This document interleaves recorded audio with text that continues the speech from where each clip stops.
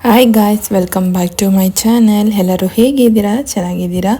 ಇವತ್ತಿನ ವ್ಲಾಗಲ್ಲಿ ನಾನು ಗುರುವಾರ ಮತ್ತು ಶುಕ್ರವಾರದ ವ್ಲಾಗನ್ನು ಶೇರ್ ಮಾಡ್ತಾ ಇದ್ದೀನಿ. ಇದು ಬಂದು ಗುರುವಾರ ಸಂಜೆ ನಮ್ಮ ರಿಲೇಷನಲ್ಲಿ ಮದುವೆಗೆ ಹೋಗಬೇಕಿತ್ತು. ಅದಕ್ಕೋಸ್ಕರ ಇಲ್ಲಿ ನಾನು ರೆಡಿ ಮಾಡ್ಕೊತಾ ಇದ್ದೀನಿ. ನಾನು ಫಸ್ಟು ನನಗೆ ಸೆರಗಿರುತ್ತಲ್ವ, ಅದನ್ನ ಪಿನ್ ಮಾಡಿ ಈ ರೀತಿ ಐರನ್ ಮಾಡಿ ಇಟ್ಕೊಂಡ್ಬಿಡ್ತೀನಿ. ಆನಂತರ ನಾನು ಸೀರೆ ಉಟ್ಕೊಳ್ಳೋಕ್ಕೆ ನನಗೆ ಈಸಿ ಆಗುತ್ತೆ ಅಂತ ಹೇಳ್ಬಿಟ್ಟು. ಇಲ್ಲಾಂದರೆ ಏನಾಗುತ್ತೆ ಅಂದರೆ ಅದು ನೀಟಾಗಿ ಕುತ್ಕೊಳ್ಳಲ್ಲ. ನಾನು ಎಷ್ಟು ನನ್ನ ಹೈಟಿಗೆ ಎಷ್ಟು ಉದ್ದ ನಾನು ಹಿಂದೆ ಬಿಡ್ತೀನಿ ಅಷ್ಟುದ್ದ ಮಾತ್ರ ನಾನು ಈ ರೀತಿಯಾಗಿ ಮಾಡ್ಕೊತೀನಿ. ಈ ಥರ ಸೀರೆಗಳಲ್ಲಿ ನಮಗೆ ನೆರಿಗೆ ಅನ್ನೋದು ಚೆನ್ನಾಗಿ ಬೀಳುತ್ತೆ. ಅದಕ್ಕೋಸ್ಕರ ನಾನೇನು ಮಾಡ್ತೀನಿ, ಈ ಥರ ಪಿನ್ ಮಾಡಿಬಿಟ್ಟು ಐರನ್ ಮಾಡಿಬಿಡ್ತೀನಿ. ನೀಟಾಗಿ ನಾವು ಹೇಗೆ ಉಟ್ಕೊಂಡಿರ್ತೀವೋ ಅದೇ ಥರನೇ ಪಿನ್ನಾಗಿ ಇರುತ್ತೆ. ಮತ್ತು ನಾವು ಉಟ್ಕೊಂಡಾಗ ಈ ರೀತಿ ಮಾಡ್ಕೊಳ್ಳೋದು ತುಂಬ ಕಷ್ಟ. ಅದಕ್ಕೋಸ್ಕರ ನಾನೇನು ಮಾಡ್ತೀನಿ, ಈ ರೀತಿಯಾಗಿ ನೀಟಾಗಿ ಐರನ್ ಮಾಡಿ ಪಿನ್ ಮಾಡಿಕೊಂಡು ರೆಡಿ ಆಗ್ತೀನಿ. ಇಲ್ಲಾಂದರೆ ಮುಂಚೆನೇ ನಾನು ರೆಡಿ ಮಾಡ್ಕೊಳ್ಳಲ್ಲ. ಯಾಕಂದರೆ ನನಗೆ ಒಂದೊಂದು ಸರಿ ನಾನು ಎತ್ತಿಟ್ಕೊಂಡಿರ್ತೀನಿ, ಆದರೆ ಹೋಗ್ಬೇಕಾದ್ರೆ ಮನಸ್ಸು ಚೇಂಜ್ ಆಗಿಬಿಡುತ್ತೆ, ಬೇರೆದು ಹಾಕ್ಕೊಳ್ಳೋಣ, ಇದು ಚೆನ್ನಾಗಿಲ್ಲ ಅಂತ ಅನ್ನಿಸ್ಬಿಡುತ್ತೆ. ಅದಕ್ಕೋಸ್ಕರ ನಾನೇನು ಮಾಡ್ತೀನಿ, ಹೋಗೋ ಟೈಮ್ ನನಗೆ ಏನು ಅದಿಷ್ಟ ಆಗುತ್ತೋ ಅದು ಮಾತ್ರ. ಕೆಲವೊಂದು ಸರಿ ಎಷ್ಟೊಂದು ಸರಿ ಇದನ್ನೇ ಹಾಕ್ಕೊಳ್ಳೋಣ ಅಂತ ಹೇಳ್ಬಿಟ್ಟು ಎತ್ತಿಟ್ಕೊಂಬಿಟ್ಟಿರ್ತೀನಿ. ಆದರೆ ಹೋಗ್ಬೇಕಾದ್ರೆ ಮನಸ್ಸು ಚೇಂಜ್ ಆಗಿಬಿಡುತ್ತೆ, ಇದು ಬೇಡ ಅಂತ ಅನ್ನಿಸ್ಬಿಡುತ್ತೆ.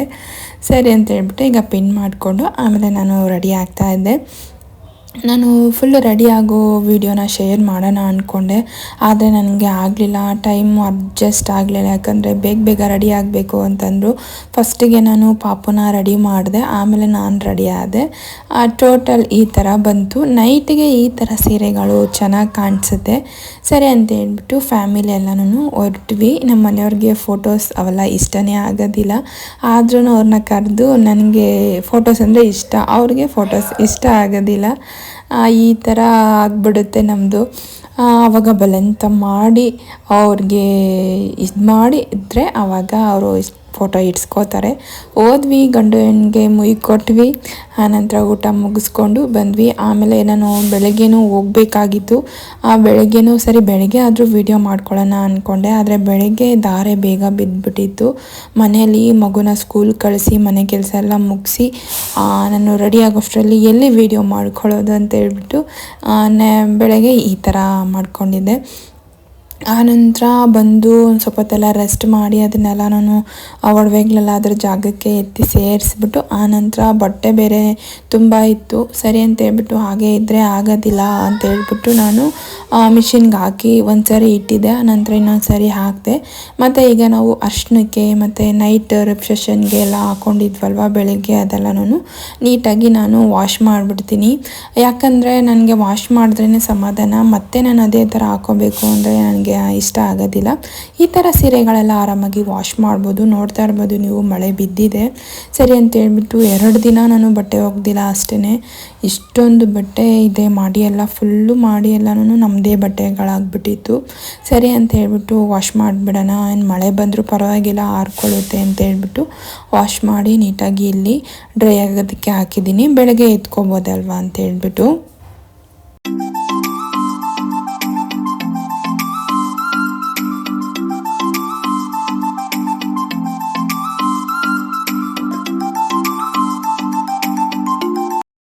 ಈ ಹೂವದ ಬಗ್ಗೆ ನಿಮಗೆ ಹೇಳಬೇಕು. ಈ ಹೂವು ಒಂದು ಸರಿ ಬಿಡ್ತು ಅಂದರೆ ವಾರ ಪೂರ್ತಿನೂ ನೈಟ್ ಆದರೆ ಮಡ್ಚ್ಕೊಳ್ಳುತ್ತೆ, ಡೇ ಆದರೆ ಅದೇ ಥರ ಹರಡುತ್ತೆ. ಒಂದು ವಾರದ ತನಕನೂ ಅದೇ ಥರ ಇರುತ್ತೆ. ಅದನ್ನು ನೋಡಿದಾಗೆಲ್ಲ ನನಗೆ ತುಂಬ ಖುಷಿ ಆಗುತ್ತೆ.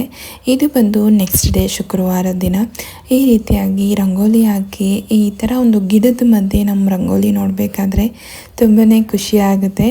ಸ್ನಾನ ಎಲ್ಲ ಮುಗಿಸ್ಕೊಬಂದು ಫಸ್ಟಿಗೆ ನಾನು ಪಾಪುನ ಅವನಿಗೆ 8 ಗಂಟೆಗೆಲ್ಲ ಕಳಿಸ್ಬೇಕು. ಅವನಿಗೆ ತಿಂಡಿ ಮಾಡಿಕೊಂಡು ಕೊಟ್ಬಿಟ್ಟು ಅವನ್ನ ರೆಡಿ ಮಾಡಿ ವ್ಯಾನ್ ಹತ್ರ ಬಿಟ್ಬಿಟ್ಟು ಆಮೇಲೆ ನಾನು ಮಿಕ್ಕಿದ ಕೆಲಸ ಮಾಡ್ಕೋತೀನಿ. ಈ ಕಡೆ ಅದು ಆಗೋದಿಲ್ಲ ಇದು ಆಗೋದಿಲ್ಲ ಅಂತ ಹೇಳ್ಬಿಟ್ಟು ನೀಟಾಗಿ ಅವನ್ನ ರೆಡಿ ಮಾಡಿ ಸ್ಕೂಲಿಗೆ ಕಳಿಸಿದ ನಂತರ ನಾನು ನನ್ನ ಕೆಲಸಗಳನ್ನು ಮಾಡ್ಕೊಳ್ಳೋಕ್ಕೆ ಶುರು ಮಾಡ್ತೀನಿ. ಆಮೇಲೆ ಫುಲ್ಲು ಇವತ್ತೇನು ಕಳಶ ಇದು ಮಾಡೋಂಗಿರಲಿಲ್ಲ. ಯಾಕಂದರೆ ನಾನು ಬುಧವಾರ ಇಟ್ಟಿದ್ದೆ ಕಳಶವನ್ನು. ಸರಿ ಅಂತ ಹೇಳ್ಬಿಟ್ಟು ಹೂವೆಲ್ಲ ತೆಗೆದ್ಬಿಟ್ಟು ದೀಪ ಹಚ್ಚೋಣ ಅಂತ ಹೇಳ್ಬಿಟ್ಟು ನೀಟಾಗಿ ಈಗೆಲ್ಲ ರಂಗೋಲಿ ಎಲ್ಲ ಒಂದು ತೆಗ್ದಿದ್ದು ಹೂವು ಎಲ್ಲನೂ ಒಂದು ಕವರ್ಗೆ ಸೇವ್ ಮಾಡ್ಕೋತೀನಿ.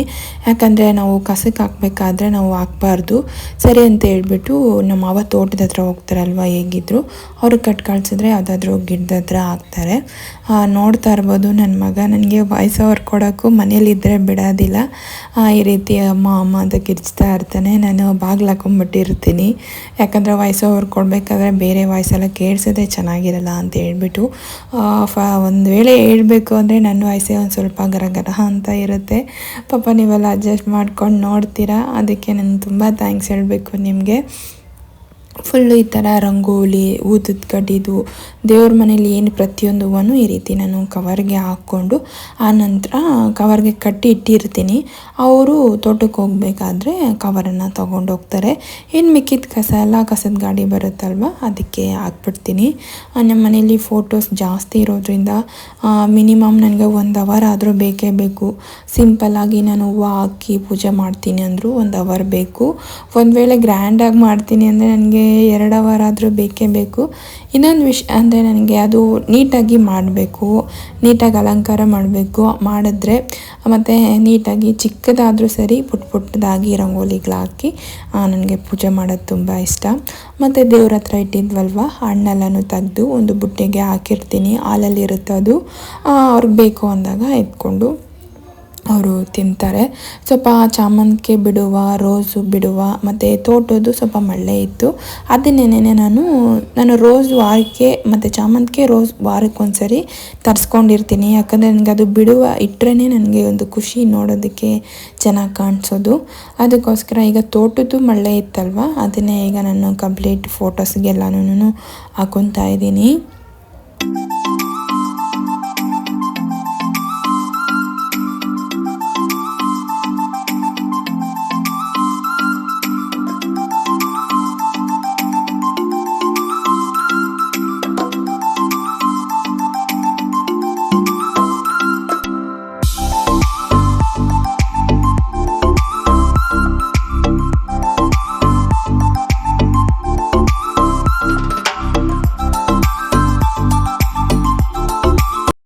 ಫೋಟೋಕ್ಕೆಲ್ಲ ಹೂವು ಹಾಕಿದ್ದಾಯಿತು.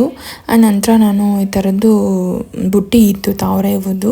ಸರಿ ದೇವ್ರ ಮನೇಲಿ ಈ ರೀತಿ ಹೂವೆಲ್ಲ ಹಾಕಿ ಇಡೋಣ ಅಂತ ಹೇಳ್ಬಿಟ್ಟು ನಾನು ಮೊನ್ನೆ ಬುಧವಾರದಿಂದನೂ ತಗೊಂಡೆ. ಅದನ್ನು ಹಾಕಿದಾಗ ಅದನ್ನು ನೋಡಿದಾಗ ಎಷ್ಟು ಸಮಾಧಾನ ಅನಿಸುತ್ತೆ ಗೊತ್ತಾ, ಒಂಥರ ಖುಷಿ ಆಗುತ್ತೆ. ಅದಕ್ಕೋಸ್ಕರ ನಾನು ಇವತ್ತು ರೆಡ್ ರೋಸು ಮತ್ತು ಚಾಮಂತಿಗೆ ಇತ್ತಲ್ವ, ಅದನ್ನು ಇಟ್ಬಿಟ್ಟು ಈ ರೀತಿಯಾಗಿ ಅಲಂಕಾರ ಮಾಡ್ಕೊತಾ ಇದ್ದೀನಿ. ಅದನ್ನು ನೋಡ್ತಾ ಇದ್ರೇ ಒಂಥರ ನನಗೆ ಏನೋ ಸಂತೋಷ, ಖುಷಿ ಅನಿಸುತ್ತೆ. ದೇವ್ರ ಮನೇಲಿ ಇಡೋಣ ಅಂದರೆ ಹಾಲಲ್ಲಿ ಮಕ್ಕಳಿರೋ ಕಾರಣ ಏನು ಮಾಡ್ತಾರೆ, ಇಲ್ಲ ತಳ್ಳಿಬಿಡ್ತಾರೆ, ಇಲ್ಲ ಅದನ್ನು ಎಳೆದು ಬಿಡ್ತಾರೆ ಅಂತ ಹೇಳ್ಬಿಟ್ಟು ನಾನು ದೇವ್ರ ಮನೆಯಲ್ಲಿ ಇಟ್ಟಿದ್ದೀನಿ. ಏನಲ್ಲಿ ಅಲಂಕಾರ ಎಲ್ಲ ಮುಗೀತು. ಇವತ್ತು ಸ್ವಲ್ಪ ಮಲ್ಲಿಗೆ ದಿಂಡೆಲ್ಲ ಹೆಚ್ಚಾಗಿತ್ತು, ಅದಕ್ಕೋಸ್ಕರ ನಾನು ಲಕ್ಷ್ಮೀ ದೇವಿಗೆ ಮತ್ತು ಕಳಶಕ್ಕೆ ಈ ರೀತಿ ಬಿಡಿ ಚಾಮಂತಿಗೆ ಮತ್ತು ರೋಸ್ ಇಟ್ಟರೆ ಅದು ಒಂದು ಹೂವು ಇಟ್ಟರೂ ಸಾಕು, ಎಷ್ಟು ಚೆನ್ನಾಗಿ ಕಾಣಿಸುತ್ತೆ. ಇಲ್ಲಿ ನಾನು ರಂಗೋಲಿ ಹಾಕ್ತಾಯಿದ್ದೀನಿ. ಇನ್ನೊಂದು ವಿಷಯ ಅಂತಂದರೆ ರಂಗೋಲಿ ಮಾಮೂಲಿ ಟೈಮಲ್ಲಿ ಹಾಕ್ತಾ ಇರ್ತೀನಿ. ಒಂದು ವೇಳೆ ನಾನು ಫೋನ್ ಕ್ಯಾಮ್ರಾ ಆನ್ ಮಾಡಿಬಿಟ್ಟು ರಂಗೋಲಿ ಹಾಕಬೇಕಾದ್ರೆ ನಿಜವಾಗ್ಲೂ ಹೇಳ್ತೀನಿ, ನನಗೆ ಕೈಯೆಲ್ಲ ಶಿವರ್ ಆಗುತ್ತೆ. ಯಾಕಂತ ಗೊತ್ತಿಲ್ಲ, ಎಷ್ಟು ನೀಟಾಗಿ ಬರೋ ರಂಗೋಲಿ ಕೂಡ ಸೊಟ್ಟಪಟ್ಟ ಹೋಗ್ಬಿಡುತ್ತೆ. ಆವಾಗ ನನಗದು ಬೇಜಾರಾಗುತ್ತೆ. ನಾನು ರಂಗೋಲಿ ಹಾಕೋದು ತಾನೇ ತೋರಿಸ್ಬೇಕಿತ್ತು, ಈ ಥರ ಆಗಿಬಿಡುತ್ತಲ್ಲ ಅಂತ ಹೇಳ್ಬಿಟ್ಟು ನಾನು ಅದು ಪುಟ್ಟದಾಗಿರೋದನ್ನೇ ಹಾಕೋತೀನಿ. ಈಗ ನೀಟಾಗಿ ದೇವ್ರ ಮನೆ ಮತ್ತು ಈಚೆ ಬಾಗಿಲು ಹೊಸ್ಲಿಗೆ ಎಲ್ಲನೂ ಈಗ ನಾನು ಒರೆಸ್ಬಿಟ್ಟು ಅರಿಶಿನ ಕುಂಕುಮ ಇಟ್ಟು ಹೂವನ್ನು ಇಟ್ಟು ರೆಡಿ ಮಾಡ್ತಾಯಿದ್ದೀನಿ. ಇಲ್ಲಿ ದೇವ್ರ ಮನೆಯಲ್ಲಿ ಹಾಕೋದು ಮತ್ತು ಹೊಸ್ಲಿಗೆ ಈಚೆ ಹಾಕ್ತೀವಲ್ವ, ಅದನ್ನು ನನ್ನ ಇಬ್ಬರು ಮಕ್ಕಳು ಏನು ಮಾಡ್ತಾರೆ ಅಂದರೆ ಹೋಗಿ ಅದನ್ನು ಎಳಿಯೋದು, ಅಂದರೆ ಅಳಿಸ್ಬಿಡ್ತಾರೆ ಇಬ್ಬರು. ಒಂದು ಕಾಲದಲ್ಲಿ ಒಂದು ಟೈಮಲ್ಲಿ ಹಾಕಿದ ರಂಗೋಲಿನ ಅಳ್ಸೋಕ್ಕೆ ನನಗೆ ಮಗು ಇಲ್ವಲ್ಲ ಅನ್ನೋ ಒಂದು ನಿಜವಾಗ್ಲೂ ಕೊರಗಿತ್ತು. ಇವಾಗ ಅನಿಸುತ್ತೆ ಪಾಪು ಅವ್ರು ಅಳಿಸ್ತಾ ಇದ್ದರೆ ಇದಕ್ಕಾಗಿ ನಾನು 8 ವರ್ಷ ಎಷ್ಟು ನೋವುಪಟ್ಟೆ. ನಾನು ಈ ಖುಷಿಗಾಗಿ ನಾನು ಎಷ್ಟೆಲ್ಲ ಕಷ್ಟಪಟ್ಟೆ ಅಂತ ಅನ್ನಿಸ್ತಾ ಇರುತ್ತೆ. ಈಗ ನೋಡಿದ್ರೆ ಯಾಕಮ್ಮ ಹಿಂಗೆಲ್ಲ ಮಾಡ್ತೀಯ ಅಂದರೆ, ಅಮ್ಮ ನಾನು ಅಳಿಸ್ತೀನಿ ಸುಮ್ಮನೆ ಇರಮ್ಮ ಅಂತ ಇರ್ತಾರೆ. ನಾನು ಪೂಜೆ ಮಾಡೋವರೆಗೂ ಸುಮ್ಮನೆ ಇರ್ತಾರೆ. ನಾನು ಪೂಜೆ ಎಲ್ಲ ಮುಗಿಸ್ಬಿಟ್ಟು ಸ್ವಲ್ಪ ಹೊತ್ತು ಸ್ಕೂಲಿಂದ ಬಂದು ಮತ್ತು ಇನ್ನೊಬ್ಬ ಮನೆಯಲ್ಲೇ ಇರ್ತಾನೆ. ಅವರಿಬ್ಬರು ಸೇರ್ಕೊಂಡು ಏನು ಮಾಡ್ತಾರೆ ಅಂದರೆ ನೀಟಾಗಿ 2 ಕೈ ಹಾಕ್ಬಿಟ್ಟು ಅಳಿಸ್ತಾ ಇರ್ತಾರೆ. ಆವಾಗ ಅನ್ಕೊತಾ ಇದ್ದೆ ಈ ಖುಷಿಯೆಲ್ಲ ನೋಡೋಕ್ಕೆ ನನಗೆ 8 ವರ್ಷ ಬೇಕಾಯಿತು ಅಂತ. ಅದಕ್ಕೆ ನಾನು ಒಂದೊಂದ್ಸರಿ ಏನು ಮಾಡ್ತೀನಿ ಅಂದರೆ ರಂಗೋಲಿ ಬದಲಿಗೆ ಒಂದು ವೈಟದು ವಿಭೂತಿ ಉಂಡೆ ಥರ ಬರುತ್ತೆ. ಅದು ದೇವ್ರಿಗೆ ಯಾವುದು ಯೂಸ್ ಮಾಡಿರಲ್ವಲ್ಲ, ಹಾಗೆ ಅಂಗಡಿಯಿಂದ ತಂದು ಅದರಲ್ಲಿ ಹಾಕಿದ್ರೆ ಅವ್ರಿಗೆ ಅಳಿಸೋದೇ ಕಷ್ಟ ಆಗೋದಿಲ್ಲ. ಈ ನಡುವೆ ನನಗೆ ಟೈಮ್ ಸಿಗದೆ ಕಾರಣ ಅದಕ್ಕೆ ಅದನ್ನು ತಂದು ಇಟ್ಕೊಳ್ಳೋಣ, ಅದರಲ್ಲಿ ಹಾಕಿದ್ರೆ ನಾವು ವರ್ಷವರೆಗೂ ಅದು ಹೋಗೋದಿಲ್ಲ. ಈಗ ನೀಟಾಗಿ ದೀಪ ಎಲ್ಲ ಫಸ್ಟು ದೇವ್ರ ಮನೇಲಿ ದೀಪ ಹಚ್ಬಿಡ್ತೀನಿ.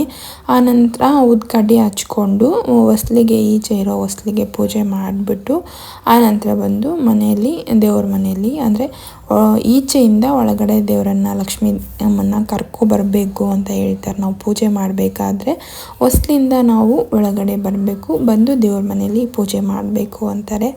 ಅದಕ್ಕೋಸ್ಕರ ನಾನೇನು ಮಾಡ್ತೀನಿ, ಹೋಗ್ಬಿಟ್ಟು ಈಚೆ ಪೂಜೆ ಮಾಡಿಬಿಟ್ಟು ಬಂದುಬಿಟ್ಟು ಆನಂತರ ನಾನು ದೇವ್ರ ಮನೆಯಲ್ಲಿ ಪೂಜೆ ಮಾಡ್ತೀನಿ.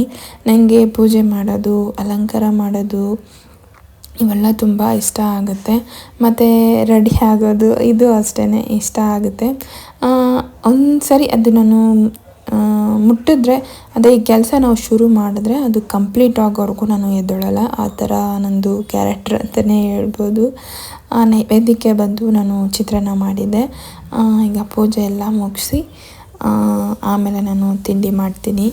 ಪೂಜೆ ಮಾಡಿದ್ರೇ ಒಂದು ನೆಮ್ಮದಿ ನನಗೆ. ಒಂದು 20 ದಿವಸದಿಂದ ನಾವು ನಮ್ಮ ಹಳೆ ವಿಡಿಯೋ ನೀವು ನೋಡಿದರೆ ಗೊತ್ತಾಗಿರುತ್ತೆ. 20 ದಿವಸ ನಾನು ಪೂಜೆ ಮಾಡೋಕ್ಕೆ ಆಗಿರಲಿಲ್ಲ, ಸುತ್ಕ ಆಗಿತ್ತು ಅಂತ ಹೇಳ್ಬಿಟ್ಟು.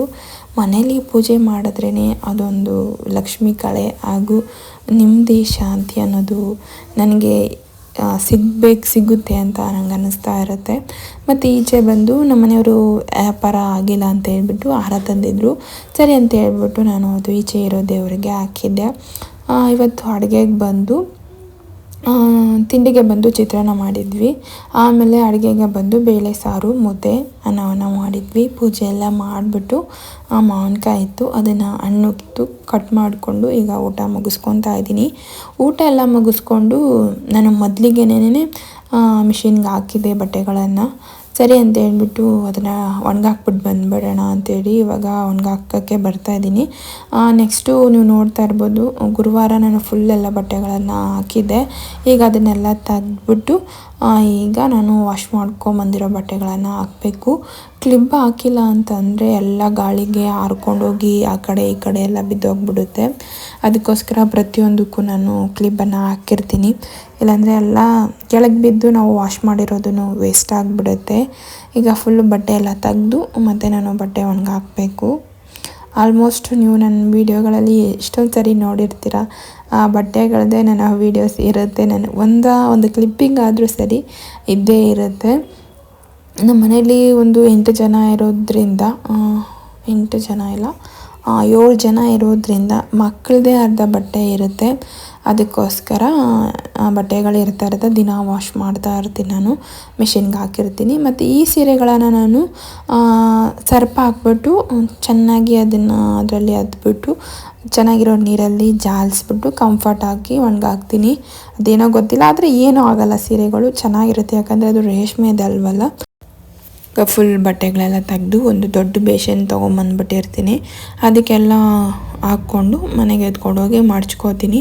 ನಾನಿಲ್ಲೇ ಮಡ್ಚ್ತೀನಿ ಅಂದರೆ ನನಗೆ ತುಂಬ ಟೈಮ್ ಹಿಡಿಯುತ್ತೆ. ಯಾಕಂದರೆ 1 ಬಟ್ಟೆ 2 ಬಟ್ಟೆ ಆದರೆ ಮಡ್ಚಿಬಿಡ್ಬೋದು. ಇದು ಎಷ್ಟೊಂದು ಬಟ್ಟೆ ಇರುತ್ತಲ್ವ, ಮಕ್ಕಳದೆಲ್ಲ ಮತ್ತೆ ನಾನು ನೀಟಾಗಿ ಎತ್ಕೊಂಡು ಹೋಗೋಕ್ಕಾಗೋದಿಲ್ಲ. ಅದಕ್ಕೋಸ್ಕರ ಫುಲ್ ಎಲ್ಲ ಒಂದು ಬೇಷನ್ಗೆ ಹಾಕಿ ಇಟ್ಬಿಟ್ಟು ಆನಂತರ ನಾನು ಮನೇಲಿ ಹೋಗಿ ಮಡ್ಚ್ಕೊತೀನಿ. ಈಗ ವಾಶ್ ಮಾಡ್ಕೊಂಡಿರೋ ಬಟ್ಟೆಗಳನ್ನು ಹಾಕೋತಾ ಇದ್ದೀನಿ. ಹಾಗೆ ಗಿಡಗಳೆಲ್ಲ ಒಂದು ಸ್ವಲ್ಪ ಒಣಗಿತ್ತು, ಅದಕ್ಕೆಲ್ಲ ನಾನು ನೀರು ಹಾಕಬೇಕಿತ್ತು. ಅದಕ್ಕೆ ಸರಿ ನೀರು ಬಿಟ್ಬಿಡೋಣ, ನಾನು ಒಣಗಾಕೋಷ್ಟರಲ್ಲೇ ಅದು ಬಕೆಟ್ ತುಂಬಿಕೊಳ್ಳುತ್ತೆ ಅಂತ ಹೇಳ್ಬಿಟ್ಟು. ಈ ರೀತಿ ಒಂದು ಮೋಡವನ್ನು ನೋಡೋದಕ್ಕೆ ಎಷ್ಟು ಖುಷಿ ಆಗುತ್ತೆ ಅಲ್ವಾ. ನಾನು ಚಪ್ಪಲಿ ಬೇರೆ ಹಾಕಿರಲಿಲ್ಲ, ಫುಲ್ ಕಾಲೆಲ್ಲನೂ ಸುಟ್ಟೋದಂಗೆ ಆಯಿತು ನನಗೆ. ಬಿಸಿಲಿತ್ತು ಆದ್ರೂ ಅಲ್ಲ, ಅದು ತುಂಬ ಗಾರೆ ನೆಲ ಆಗಿರುತ್ತಲ್ವ, ಅದೇನಾಗುತ್ತೆ ಬಿಸಿ ಬಂದುಬಿಟ್ಟಿರುತ್ತೆ ಈ ಬಿಸಿಲಿಗೆ. ಈ ಮೋಡವನ್ನು ನೋಡ್ಬೋದು, ಎಷ್ಟು ಚೆನ್ನಾಗಿ ಹೋಗ್ತಾ ಇರುತ್ತೆ ಅಲ್ವಾ. ಈಗ ಗಿಡಕ್ಕೆ ನೀರು ಹಾಕ್ಬಿಟ್ಟು ಹೊರಡೋದಷ್ಟೇ, ಯಾಕಂದರೆ ಈ ಗಿಡಗಳಿಗೆ ನೀರು ಹಾಕಿಲ್ಲ ಅಂದರೆ ಬಿಸಿಲು ತುಂಬ ಬೀಳೋದ್ರಿಂದ ಬೇಗ ಒಣಗೋಗ್ಬಿಡುತ್ತೆ. ಅದಕ್ಕೋಸ್ಕರ ಈಗ ನಾನು ನೀರನ್ನು ಹಾಕೋತಾ ಇದ್ದೀನಿ. ನನಗೆ ಗಿಡ ಬೆಳೆಸೋದು ಅಂದರೆ ತುಂಬ ಇಷ್ಟ. ಮನೆಯಲ್ಲಿ ಅಲ್ಲಲ್ಲಿ ಪ್ಲ್ಯಾಂಟ್ಸ್ ಇಡಬೇಕು, ಅವೆಲ್ಲ ನನಗೆ ತುಂಬ ಇಷ್ಟ. ಯಾಕೆ ಈಗ ಆಗ್ತಾ ಇಲ್ಲ ಅಷ್ಟೇ. ನೋಡ್ಬೋದು ನೀವು, ನಿನ್ನೆ ಅದು ಈ ಥರನೇ ಹರಡಿತ್ತು, ಮತ್ತು ಅದು ಸಾಯಂಕಾಲ ಆದರೆ ಕ್ಲೋಸ್ ಆಗಿಬಿಡುತ್ತೆ, ಮತ್ತು ಬೆಳಗ್ಗೆ ಆದರೆ ಈ ರೀತಿ ಚೆನ್ನಾಗಿ ಹರಡ್ಕೊಂಬಿಟ್ಟಿರುತ್ತೆ. ಆದರೆ ಅದು ಒಂದು ವಾರ ಅದೇ ಥರ ಆಗ್ತದೆ. 2 ದಿನದ ವ್ಲಾಗ್ ಇಷ್ಟ ಆಗಿತ್ತು ಫ್ರೆಂಡ್ಸ್. ಈ ವಿಡಿಯೋ ಇಷ್ಟ ಆದರೆ ಪ್ಲೀಸ್ ಲೈಕ್ ಮಾಡಿ, support me, subscribe to my channel. ಮತ್ತು